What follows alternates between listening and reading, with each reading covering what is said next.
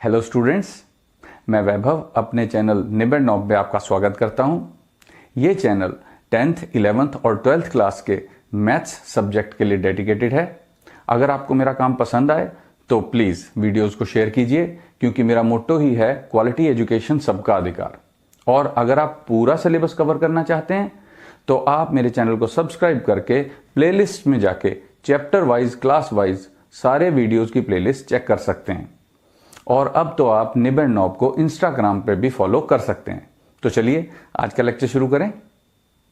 Students, ये है question number 7 exercise 11.2 के पहले 6 क्वेश्चंस हमने डिस्कस कर लिए थे। तो क्वेश्चन नंबर 7 क्या है? The Cartesian equation of line is x minus 5/3 is equal to y plus 4/7 is equal to z minus 6/2।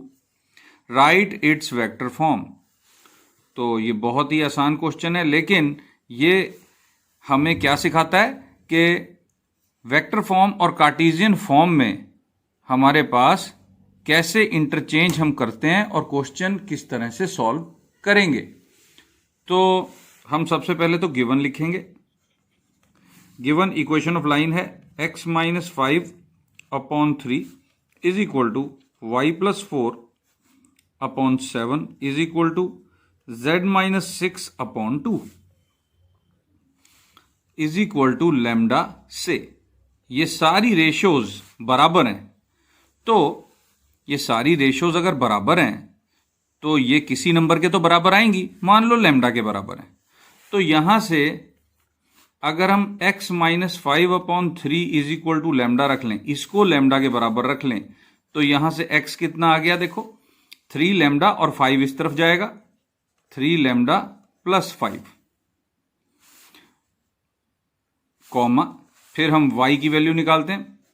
y plus 4/7 is equal to lambda. यहां से y की वैल्यू क्या आ जाएगी? 7 लैम्डा माइनस 4। देखो 7 इस तरफ मल्टीप्लाई हुआ और 4 इधर माइनस में, तो 7 लैम्डा माइनस 4 एंड लास्ट में z minus 6/2 is equal to lambda. ये हमें क्या दे रहा है? z is equal to 2 lambda plus 6। तो ये आ गया हमारे पास। इसका मतलब क्या हुआ स्टूडेंट्स के xi plus yj plus zk किसके बराबर आ गया? 3 lambda plus 5 i plus 7 lambda minus 4 j plus 2 lambda plus 6 k। अब ये वेक्टर तो तुम सब जानते हो भाई, ये r वेक्टर है और इसमें हमने i j k की फॉर्म में लिखा हुआ है। अब हमने लैम्डा और विदाउट लैम्डा की फॉर्म में लिखना है। मतलब ये ब्रैकेट्स खोल देते हैं पहले और फिर देखते हैं। तो ब्रैकेट खोलने पर भी मैं बगैर लैम्डा वाले नंबर पहले लिख रहा हूं। जैसे 5 लैम्डा मैंने 5i मैंने पहले लिखा, फिर माइनस 4j मैंने उसके बाद लिखा, फिर यहां से आएगा 6k प्लस 6k बाद में पहले लिखा, और ये ब्रैकेट खुलने के बाद जो लैम्डा के साथ बनेंगे वो मैंने बाद में लिखा। 3 lambda i plus 7 lambda j इसमें, और इसमें क्या बनेगा? Plus 2 lambda k। देखो ये ब्रैकेट खोल लिए, आई जे के वाले जो बगैर लैम्डा वाले नंबर हैं पहले लिख लिए और लैम्डा वाले बाद में लिख लिए। अब यहां से मैं लैम्डा कॉमन ले लेता हूं, तो 5i minus 4j plus 6k plus lambda common 3i plus 7j plus 2k। मैंने लैम्डा कॉमन लेके पहले लिख दिया, तो यही वेक्टर फॉर्म है स्टूडेंट्स। देखो तो तुम लिख सकते हो दिस इज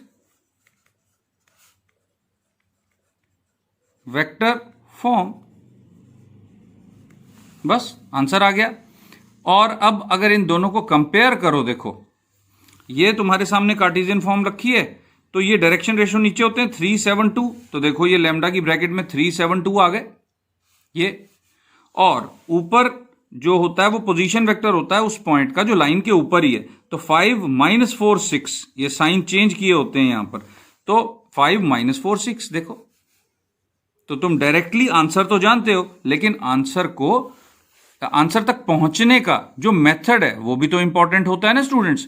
तो वो मेथड यही है कि हमने पहले जनरल पॉइंट निकाल लिया, एक्स वाई जेड की वैल्यू निकाल ली, और एक्स आई प्लस वाई जे प्लस जेड के जो कि आर वेक्टर है वो बना लिया। तो एक्स वाई जेड की वैल्यू ये थी, हमने पुट कर दी, एक्स की जगह ये पुट किया, वाई की जगह देखो ये पुट किया, जेड की जगह ये पुट किया, जो कि यहां पे सॉल्व किया। और उसके बाद ब्रैकेट्स खोल के लैम्डा वाला जो डायरेक्शन रेशियो वाला ब्रैकेट था अलग बना लिया, और पोजीशन वेक्टर वाला अलग बना लिया। तो इस तरह से मैंने क्वेश्चन सॉल्व कर दिया। अब मैं चलता हूं क्वेश्चन नंबर 8 की तरफ। तो ये है students question number 8, find the vector and Cartesian equation of the lines that passes through the origin and 5, -2, 3। Sorry, यहां पर लाइन आएगा, लाइंस नहीं आएगा। तो हम स्टार्ट करते हैं अपना solution.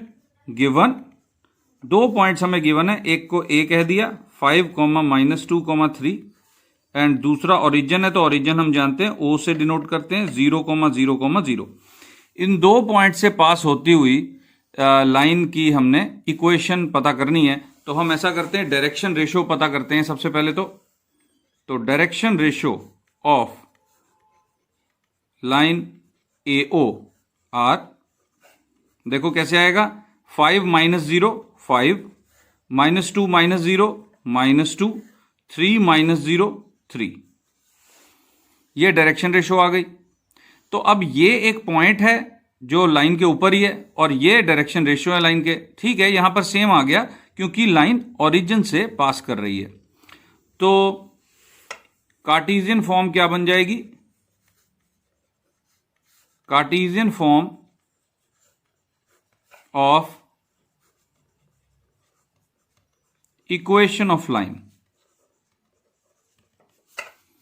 x -5/5 is equal to y +2/-2 is equal to z -3/3। तो ये कार्टेशियन फॉर्म बन गई, और हम डायरेक्टली अब वेक्टर फॉर्म लिख सकते हैं। कैसे,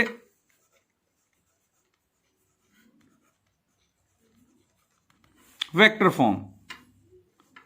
फॉर्म कैसे लिखेंगे, देखो, vector r is equal to, जो ऊपर वाले नंबर हैं उनका साइन चेंज कर दो, ये position vector of the point on the line, plus lambda times direction ratio, नीचे वाले नंबर सेम साइन के साथ,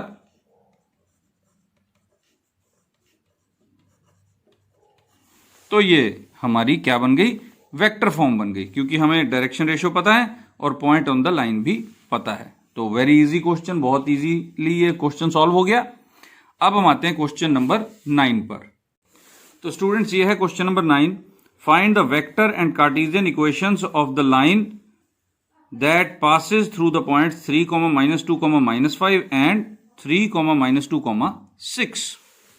तो सॉल्यूशन में हमने क्या लिखा, सबसे पहले तो जो गिवन पॉइंट है, पॉइंट ए 3, -2, -5, एंड दूसरा पॉइंट हमने बी कह दिया 3, -2, 6। अब हम लिखेंगे डायरेक्शन रेशियोज ऑफ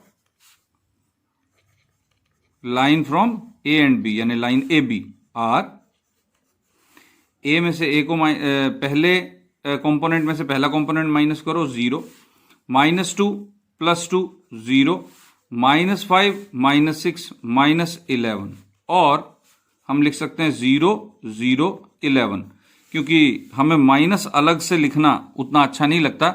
अगर हम माइनस से तीनों को मल्टीप्लाई कर देंगे तो ये माइनस भी हमें नहीं दिखाई देगा, इसलिए हमने ऐसा कर दिया। वैसे इसको भी लिखोगे तो वो ठीक ही होगा, गलत नहीं होगा, क्योंकि ये दोनों डायरेक्शन रेशियोज एक्चुअली सेम ही हैं। तो अब डायरेक्शन रेशियो तो मिल गए और पॉइंट भी हमारे पास है, कोई भी एक पॉइंट हम चूज कर लेंगे। तो therefore Cartesian form of equation x -3/0 y plus 2 upon 0 और z प्लस 5 अपॉन 11। अब तुम ये सोच रहे होगे सारे के सारे कि ये डिवाइड बाय जीरो मैं कैसे लिख सकता हूं। डिवाइड बाय जीरो लिखना तो गलत है, लेकिन यहां पर मैं तुम्हें बता देना चाहता हूं स्टूडेंट्स कि this is only a representation. ये एक रिप्रेजेंटेशन है बस। हमें यहां जगह मिली हुई है डायरेक्शन रेशियोज लिखने की और पॉइंट लिखने की। हाँ, हम कई बार इसको इस तरह डील करते हैं कि जैसे ये डिवाइड में ही हो, लेकिन ये एक्चुअल में यहां पर डिवाइड नहीं है। तो इसलिए अगर डायरेक्शन रेशियो 0 भी आ रही है, नॉट अ प्रॉब्लम, कोई प्रॉब्लम नहीं है, हम यहां पर 0 लिख सकते हैं, कोई भी रियल नंबर आ सकता है।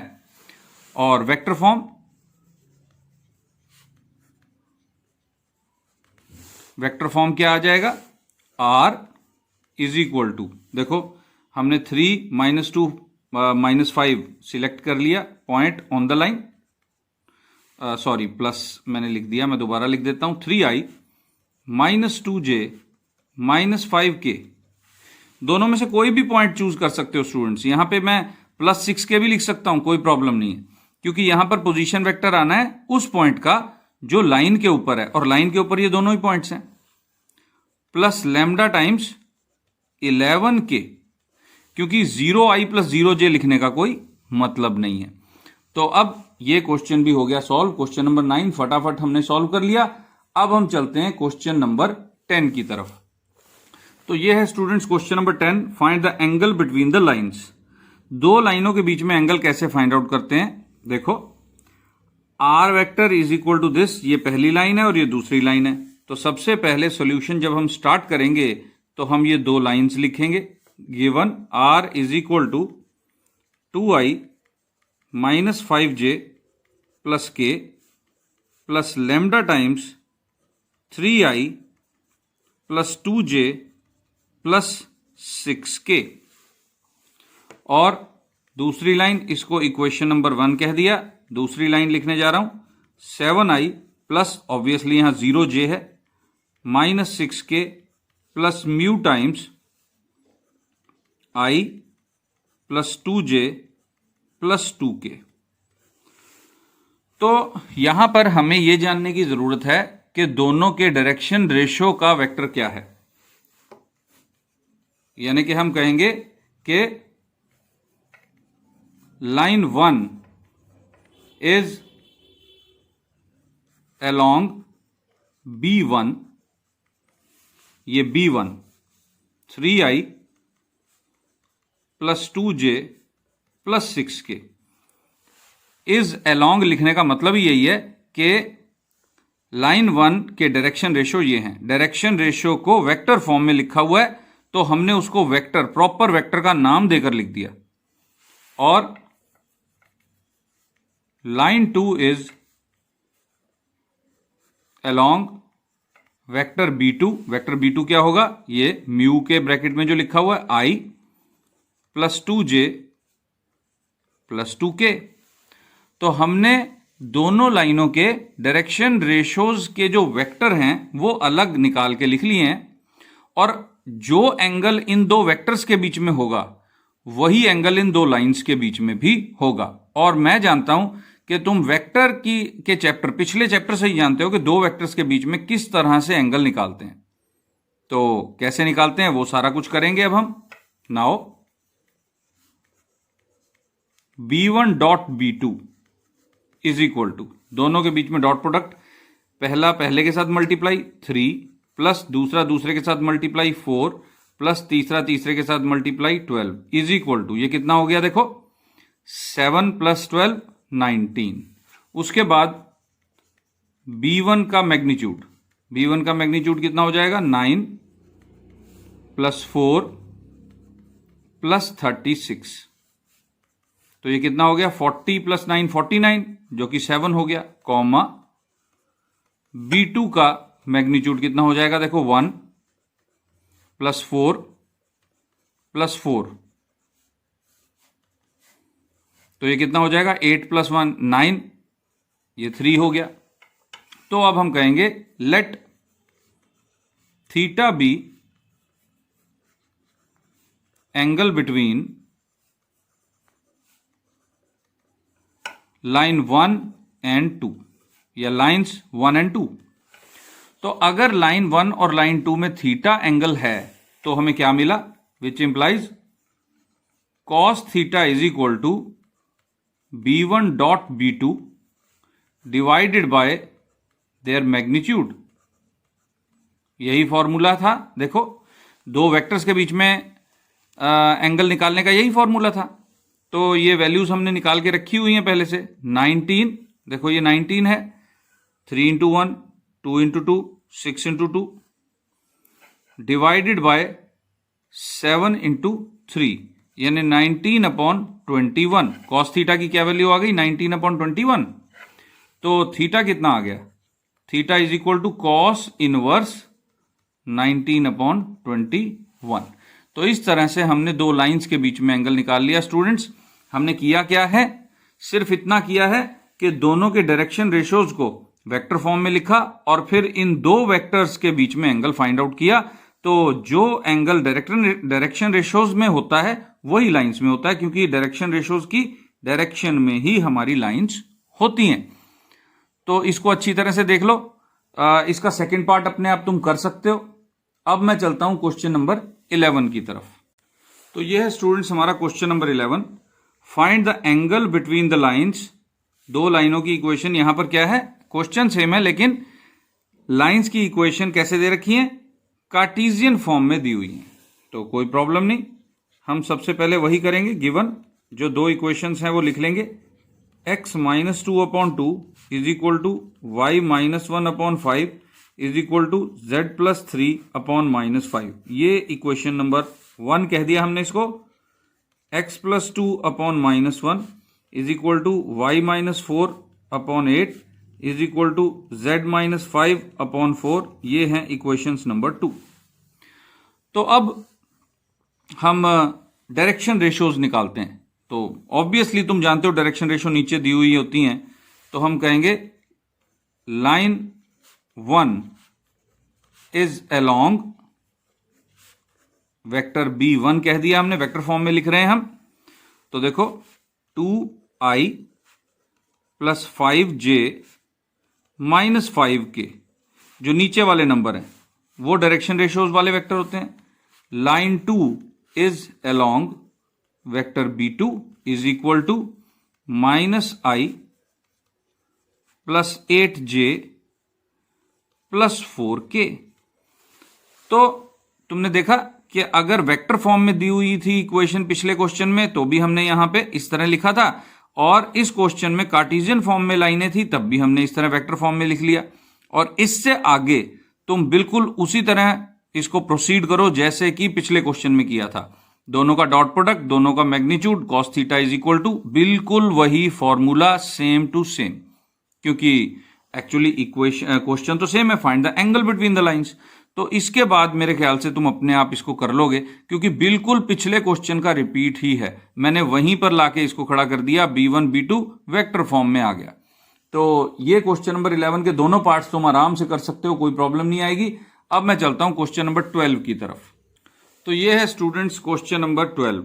Find the values of p so that the lines 1 minus x upon 3 is equal to 7y minus 14 upon 2p is equal to z minus 3 upon 2 and 7 minus 7x upon 3p is equal to y minus 5 upon 1 is equal to 6 minus z upon 5 are at right angles.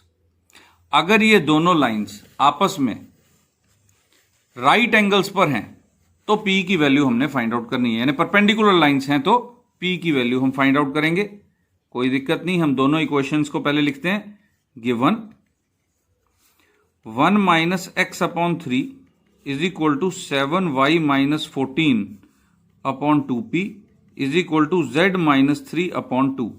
अब इस line में एक problem है कि जब तुम Cartesian form बनाते हो तो वो कैसे बनती है generally, x minus x1 upon a is equal to y minus y1 upon b is equal to z minus z1 upon c। यानी x, y और z इसके कोफिशिएंट 1 होता है, ना कि -1 या कोई और नंबर। लेकिन यहां पे माइनस है तो हमें पहले इसे स्टैंडर्ड फॉर्म में लेके आना होगा, स्टैंडर्ड कार्टेशियन फॉर्म में। तो हम ऐसा कर देते हैं, देखो कैसे करना है। यहां से माइनस कॉमन लिया, x minus 1 upon 3 is equal to, यहां से 7 कॉमन ले लो क्योंकि y के साथ 7 है, y minus 2 upon 2p is equal to z minus 3 upon 2। तो ये जो नंबर है इसे नीचे भेज दो, x माइनस 1 अपॉन माइनस 3 लिख सकते हैं स्टूडेंट्स। देखो अब इसको हम, अच्छा इसको क्या लिख सकते हैं, y minus 2 upon 2p upon 7। मैंने क्या किया, न्यूमिरेटर का एक फैक्टर डिनोमिनेटर के डिनोमिनेटर में लिख दिया। अब ये 7 ऊपर जाएगा और इस तरह से हो जाएगा और ये इस तरह बन जाएगा। तो मैंने कोई चेंज नहीं किया है, बस इसको रीअरेंज कर दिया ताकि ये ऐसे स्टैंडर्ड फॉर्म में हमें दिखाई दे सके। और जो तीसरा सेगमेंट है लाइन का वो तो स्टैंडर्ड फॉर्म में ही है, तो इसको हमने कह दिया इक्वेशन नंबर 1, क्योंकि अब हम सही तरीके से इसके पॉइंट 1,2,3 भी जानते हैं और -3,2p अपॉन 7,2 जो डायरेक्शन रेशोज हैं वो भी हम इस वक्त जानते हैं। यहां पर तो हमें ऐसे लग रहा था जैसे 3, 2p और 2 है, तो 2 तो ठीक है, 3 माइनस 3 देखो ये बदल गया और 2p अपॉन 7 है एक्चुअली डायरेक्शन रेशो, 2p नहीं है। तो इस तरह से हमने इसको स्टैंडर्ड फॉर्म में बदल लिया। अब दूसरी इक्वेशन का नंबर है, इसको भी ऐसे ही बदलेंगे। ऑल्सो हमारे पास एक और इक्वेशन है, 7 minus 7x upon 3p is equal to y minus 5 upon 1 is equal to 6 minus z upon 5। तो अब मैंने क्या किया, यहां जो भी मुझे नंबर दिखाई दे रहा है x के साथ, मैंने ऊपर भी वही किया था, यहां भी यही कहूंगा कि उसको कॉमन लेके बाहर निकालो। तो -7 कॉमन लिया हमने, तो x माइनस 1 रह गया अपॉन 3p। देखो -7 के साथ ब्रैकेट खोलो, जब तुम -7 के साथ ब्रैकेट खोलोगे तो -7x प्लस 7 यही बन जाएगा। ये तो स्टैंडर्ड फॉर्म में ही है, y minus 5 upon 1 is equal to, यहां -1 कॉमन ले लो तो ये z माइनस 6 हो जाएगा अपॉन 5। तो इन नंबरों को हम नीचे लेके जाएंगे, तो x minus 1 upon -3p upon 7 is equal to y minus 5 upon 1 is equal to z minus 6 upon -5। तो यहां से तुम्हें स्टूडेंट्स एक और बात सीखनी चाहिए कि जब भी तुम्हें डायरेक्शन रेशोज पूछी जाए लाइन की, या फिर डायरेक्शन रेशोज यूज करनी है लाइन की, और पॉइंट्स पूछे जाए लाइन के ऊपर, तो उनको पहले स्टैंडर्ड फॉर्म में बना लेना है, जैसा कि मैंने किया। अगर स्टैंडर्ड फॉर्म में नहीं है, और स्टैंडर्ड फॉर्म कैसे दिखेगी, x, y और z देखो पॉजिटिव में दिखेंगे ऊपर, और साथ में सिर्फ प्लस का 1 है मल्टीप्लाई में, कोफिशिएंट x, y, z का 1 है, माइनस नहीं है, यहां भी और यहां भी। तो अब हम डायरेक्शन रेशो दोनों लाइंस की जान सकते हैं, कोई प्रॉब्लम नहीं है। तो अब मैं लिखूंगा कि line 1 is along B1 vector, वही वेक्टर फॉर्म में लिखूंगा डायरेक्शन रेशियोज को। लाइन 1 क्या है, इसकी डायरेक्शन रेशियो क्या है, -3i plus 2p upon 7 j plus 2k। और इसी तरह line 2 is along B2 is equal to, यहां से मैं उठाऊंगा directions, -3p upon 7i plus j, क्योंकि यहां पे 1 है और यहां -5 है तो -5k। मैंने दोनों लाइनों की डायरेक्शन रेशोज को वेक्टर फॉर्म में लिख लिया। अब क्वेश्चन क्या था, क्वेश्चन था कि हमें p पता करना है अगर ये दोनों लाइनें, लाइन नंबर 1 एंड 2 परपेंडिकुलर हों, आर एट राइट एंगल्स। तो अगर ये दोनों लाइनें आपस में परपेंडिकुलर हैं तो ऑब्वियसली ये दोनों वेक्टर भी आपस में परपेंडिकुलर होंगे। तो जब दो वेक्टर परपेंडिकुलर होते हैं तो उनका क्या 0 होता है, डॉट प्रोडक्ट 0 होता है। तो अब मैं यही करने लगा हूं, लेकिन तुम देख रहे हो कि पेज खत्म हो गया, पेज पलटता हूं और फिर आगे चलता हूं। तो स्टूडेंट्स मैंने लिखा, since lines 1 and 2 are at right angles, बिल्कुल मैंने बुक में से जो क्वेश्चन की स्टेटमेंट है वहीं से लिख रहा हूं मैं, are at right angles which implies vector b1 is perpendicular to vector b2 which implies vector b1 dot product with vector b2 is equal to 0। दोनों वेक्टर्स का डॉट प्रोडक्ट 0 आना चाहिए। अब दोनों वेक्टर्स का डॉट प्रोडक्ट 0 आएगा तो हमारे पास p की इक्वेशन आ जाएगी, p की वैल्यू आ जाएगी, सॉरी। तो मैं b1 की वैल्यू पुट करता हूं। b1 वेक्टर जो है, b1 वेक्टर कितना आएगा देखो, मैं एक मिनट वो दोबारा देख लूं जरा इस तरह से। b1 वेक्टर था हमारे पास -3i प्लस 2p/7j, उसके बाद plus 2k। Dot product with b2 vector क्या था वो मैं देख रहा हूं। b2 वेक्टर है -3p/7i plus j -5k is equal to 0। ये दोनों वेक्टर्स b1 b2 का डॉट प्रोडक्ट 0 के बराबर होगा क्योंकि दोनों लाइंस परपेंडिकुलर हैं। तो पहला पहले के साथ मल्टीप्लाई करोगे कितना आ जाएगा, -3p/7 कितना हो जाएगा स्टूडेंट्स, 9p/7। दूसरा दूसरे के साथ जे वाला कंपोनेंट जे वाले कंपोनेंट के साथ मल्टीप्लाई तो प्लस 2p/7, और के वाला कंपोनेंट के वाले कंपोनेंट के साथ मल्टीप्लाई -10 इज इक्वल टू 0। तो देखो ये दोनों प्लस हुए तो 11p/7 और 10 को उधर भेज दिया हमने तो ये हो गया 11p इज इक्वल टू 70, और यहां से p की वैल्यू आ गई 70/11। तो इस तरह से हमारा ये क्वेश्चन हो गया सॉल्व। तो ये दोनों लाइंस हैं हमारे पास परपेंडिकुलर, और इस तरह से मैंने कर लिया। और जो अगला क्वेश्चन है वो तुम अपने आप आराम से कर सकते हो। कैसे? क्वेश्चन क्या है कि तुमने शो करना है कि दोनों लाइंस परपेंडिकुलर हैं। तो तुमने करना क्या है, देखो क्वेश्चन नंबर 13 का ओवरव्यू देता हूं। सबसे पहले तो लाइंस तुमने लिख लेनी है। x - 5/7 is equal to y + 2/-5 is equal to z/1। एक तो ये लाइन है और दूसरा x/1 is equal to y/2 is equal to z/3। इनको तुमने परपेंडिकुलर प्रूव करना है। तो तुम क्या लिखोगे, line 1 is along vector b1, यहां से बन जाएगा वेक्टर b1, और line 2 is along vector b2।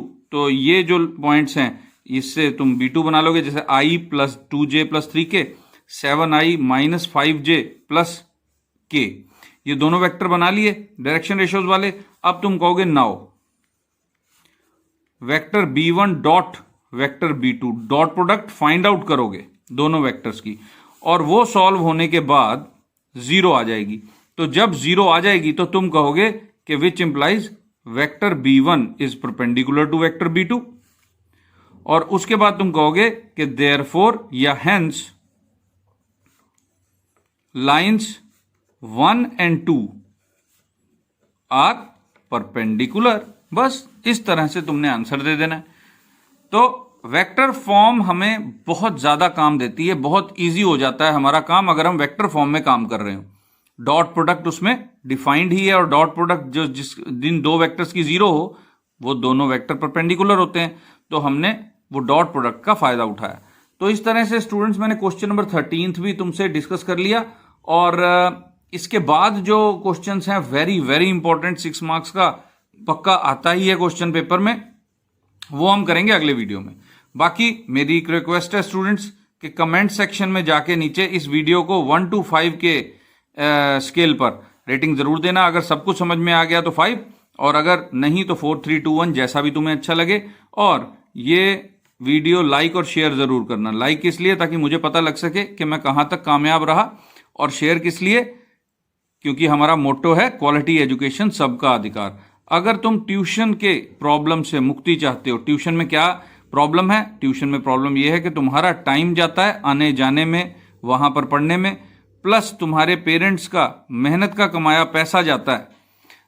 इन दोनों चीजों को बचाना चाहते हो और ट्यूशन को ऑफ करना चाहते हो, तो फिर स्टूडेंट्स फ्री ऑफ कॉस्ट मेरा चैनल सब्सक्राइब करो। मेरे चैनल को सब्सक्राइब करोगे तो कोई पैसे तो लगेंगे नहीं, लेकिन सब्सक्राइब करने पर तुम्हें मिलेगा क्या, सारा का सारा सिलेबस तुम्हें मिल जाएगा सॉल्व। जिस तरह तुम ट्यूशन में पढ़ते हो बिल्कुल इसी तरह, बस तुमने करना क्या है, मेरी प्लेलिस्ट जाके चेक करनी है। तो प्लेलिस्ट में सिर्फ 10th 11th और 12th तीनों क्लासेस की चैप्टर वाइज वीडियोस की प्लेलिस्ट बनी हुई है। वो तुम चेक करोगे, तुम्हें बिल्कुल भी कोई प्रॉब्लम नहीं आएगी कोई भी टॉपिक ढूंढने में। और अगर तुम रेगुलर इसको देखते हो, मेरे सारे के सारे जो वीडियोस हैं वो 20 to 40 मिनट्स के बीच के ही हैं सारे के सारे, बल्कि मैं तो 30 मिनट्स के आसपास रखता हूं। तो आधे घंटे का वीडियो देखकर अगर तुम्हारा 1.5 घंटा, 15 मिनट जाने के, 15 मिनट आने के और 1.5-2 घंटे ट्यूशन के, और इतने पैसे बचते हैं, तो इसमें दिक्कत क्या है। तो मैं तो चाहता हूं कि ट्यूशन को बिल्कुल ख़त्म कर दिया जाए, बच्चों को खुद पढ़ाई करने का एक हौसला मिले कि कर सकते हैं, बगैर ट्यूशन के भी पॉसिबल है 100 में से 100 नंबर लेना। तो तुम सिर्फ क्या करो, सब्सक्राइब करो, प्लेलिस्ट चेक करो, तुम्हें पता लग जाएगा। और कमेंट में 1 to 5 के स्केल पर इस वीडियो को रेट ज़रूर कर देना। तो स्टूडेंट्स, अब हम बाकी के क्वेश्चन करेंगे अगले वीडियो में। तब तक इन क्वेश्चंस की प्रैक्टिस करो। Best of luck. Thank you for watching.